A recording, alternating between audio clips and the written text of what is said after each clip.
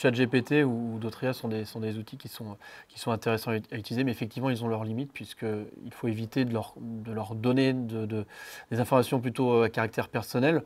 On évite les noms, les prénoms, les adresses, des numéros de téléphone parce que ces IA en fait, se nourrissent de tout ça. Et pour d'autres personnes qui vont bien, faire des requêtes ou des recherches précises, ces données peuvent retomber en fait, dans le domaine entre guillemets, public. Donc il faut éviter de donner ça. Si on parle de ChatGPT, dont l'éditeur est OpenAI, les données sont hébergées donc, en partie à l'étranger. Maintenant, il existe des options qui permettent d'avoir du coup un hébergement des données en Europe, donc de répondre au règlement qu'on appelle le RGPD ici en Europe, qui va respecter certaines normes sur la protection des utilisateurs. Ils peuvent atterrir sur des serveurs donc, qui sont à l'étranger. Demain, je veux faire une requête sur vous, par exemple, j'ai un minimum d'informations, je tape votre nom, votre prénom.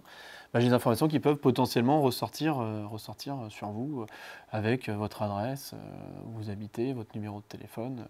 Voilà, et ça peut être utilisé à des fins malveillantes. C'est surtout ça, la limite de l'intelligence artificielle aujourd'hui, c'est que c'est très bien pour la productivité, ça tend à remplacer des moteurs de recherche comme Google aujourd'hui, qui est le moteur de recherche le plus utilisé, parce que c'est performant. Là où Google agit comme un annuaire, l'intelligence artificielle va donner une information qui est plus pertinente tout de suite.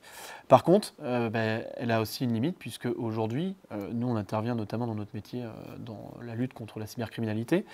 Eh bien, ce sont des informations qui peuvent être utilisées à des fins malveillantes.